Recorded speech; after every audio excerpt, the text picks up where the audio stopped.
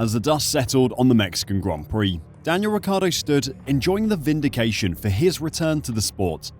That 7th place finish reignited the conversation of Sergio Perez's place at Red Bull. But the team have made this mistake before. Remember Nyck De Vries' one-race wonder and how badly that went?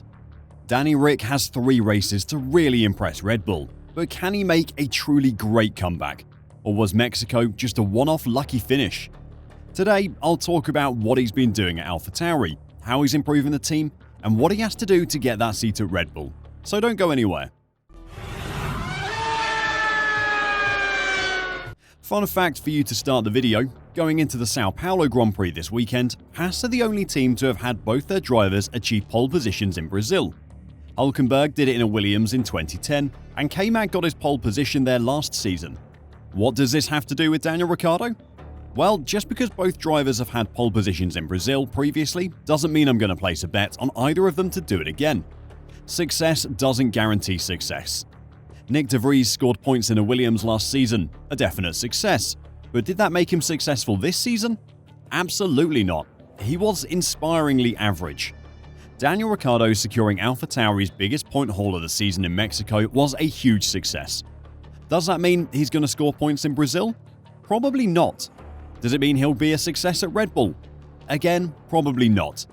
Does that mean he would fail at Red Bull if he did get called up to the team this winter? No, he may very well nail it and be a great partner for Max.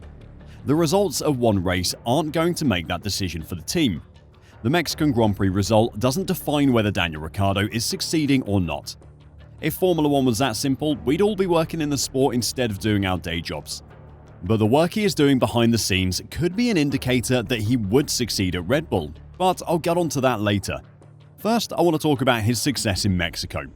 Yes, his 4th place in qualifying and 7th place in the race were impressive, but that isn't the success I'm referring to. Well, it kind of is. It is the impact of that 7th place result that is the biggest success.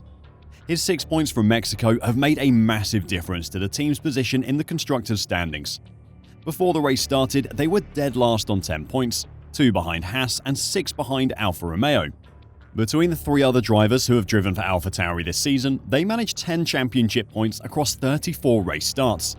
Ricciardo's 6th moved the team from 10th to 8th, equal on points with Alfa Romeo, but ahead based on best finishing position, 7th versus 8th. You might be thinking, big whoop, this still means they suck. And you aren't wrong, though saying they suck might be a bit harsh. It isn't easy being a successful Formula 1 team. The money they earn from those 2 positions in the Constructors' Championship is massive though. How the prize money is dished out is a bit of a mystery. We do know that you get more based on a number of different factors, including a team's performance in the Constructors' Championship, the number of points scored by a team's drivers, and the number of pole positions and fastest laps achieved by a team. Ricciardo's Mexico Grand Prix performance is estimated to be worth about $10 million to the team. Despite being owned by Red Bull, AlphaTauri are not a big money team by any stretch of the imagination. They're limited by their small budget, just like those around them, and an extra $10 million is an absolute godsend to them. Christian Horner described Daniel Ricciardo's performance on his way to 7th at the Mexico City Grand Prix as remarkable. But how much of this result was Daniel Ricciardo finally breaking through with the big comeback his fans wanted? And how much of it was down to the AlphaTauri car changing since his arrival? Well, let's work it out. For 2 seasons, Ricciardo and McLaren tirelessly worked to make the Australian comfortable in the Woking squad's machinery. McLaren's current lineage of cars has a notorious low-speed weakness, which the team still hasn't been able to address, and its drivers have been forced to compromise their braking and cornering style more than they would like. While Lando Norris and now Oscar Piastri have been able to drive around the weaknesses to score a string of podiums at circuits that suit the current MCL 60, Ricciardo never managed to overcome the discrepancy between how its predecessors needed to be driven and his own driving style. 2 years is a long time to mess with setups and offer input to the technical department to try and get the car somewhere you're happy. With that not happening, there were plenty of questions about Ricciardo's qualities in regard to team development, and rightly so. Fast forward to the second part of 2023, and AlphaTauri, after handing Ricciardo a lifeline after half a season on the sidelines, has made similar observations to McLaren about the Australian's specific needs. You can see that he drives the car differently to some of the other drivers that we've worked with, and with Yuki. Head of Trackside Engineering Jonathan Eddles explained on Sunday before the Mexican GP. The way he attacks the corners, the way he hits the brakes, the driving style is different. But while Ricciardo chased his tail at McLaren to reduce his deficit to Norris, which eventually proved counterproductive and sapped him of confidence, he now appears to have found a car that does give him the flexibility to deploy his natural driving style. During his time out with the wrist injury, AlphaTauri brought a number of upgrades to the AT04. The lack of practice sessions on Daniel's return in Austin meant he never stood a chance at getting a result in a car he essentially had never driven. In Mexico, however, Ricciardo and his engineers had the luxury of 3 regular practice sessions to fine-tune his car. The team found a setup breakthrough that, together with its track-specific strengths, enabled Ricciardo to take a shock 4th place in qualifying, just a 10th behind Max Verstappen. He converted that into a 7th place in the race on the tail of Mercedes' George Russell, which could have been 5th if it hadn't been for the timing of a mid-race red flag. Yes, the team were honest about the fact that the track really suited them, but the setup work that Daniel did with the team was vital to the result they got. Speaking of the performance Daniel helped the team extract through setups, Jonathan Eddles said, "We're not talking big numbers, but we can see the difference in the way he drives. And he makes the lap time in different parts of the corner, and therefore the car exposes different weaknesses to the way Yuki drives it. One of his big limitations has been the front end, so the setup directions have been able to improve the front end of the car for him." When asked why AlphaTauri was able to make things work for Ricciardo when McLaren could not, Eddles thinks the AT04's lack of specific weaknesses compared to McLaren's low-speed struggles has made it a more benign car to handle. This has given Ricciardo a stable baseline to further extract performance from, rather than having to walk on eggshells. "I can't speak for McLaren, but the car we've got behaves," he explained. "Maybe we haven't got the load or efficiency of some of the top teams, but there are no big fundamental weaknesses.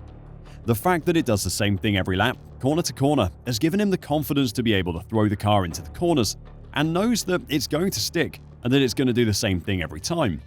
This is obviously great for AlphaTauri. Having an experienced driver who can help extract the maximum from the car they have is such an asset. As a training ground for Red Bull drivers, that's a luxury they haven't had for many years.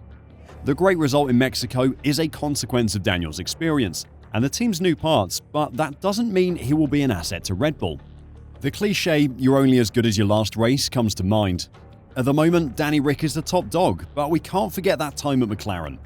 In a car that was difficult to drive, Ricciardo suffered. And you know what Red Bull does with their cars? They make them really, really hard to drive, because that's how Max likes it. The perfect driver will be able to drive whatever car the team gives them. No matter how difficult to handle it is, the driver will extract the maximum performance from it.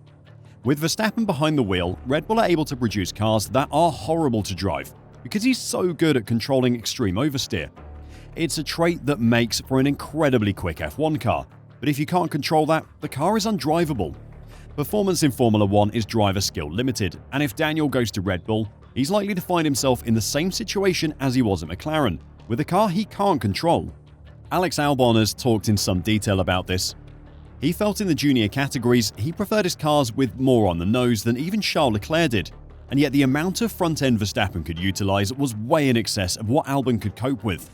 We know Perez is further towards the understeer end of the spectrum in terms of his preference. Neither of those drivers succeeded alongside Verstappen. Understeer is what tends to give you stability and predictability in a car, and it is always slower as it literally takes you longer to get turned into and around a corner. If Ricciardo were to make the move to Red Bull, he would have to find a way through setup to dial out as much oversteer as he could. His setups would be the complete opposite of Verstappen's, and the team would be developing in the opposite direction to what he wants. So, was Mexico a one-off? Probably not. He had a lot of influence on that result. Does it mean he can make the comeback to Red Bull? Unfortunately, it probably doesn't. Do you think Ricciardo would really do better than Perez at Red Bull? Let me know your thoughts in the comments down below, and make sure to subscribe for more F1 analysis like this. Until next time, drive safe and bye for now.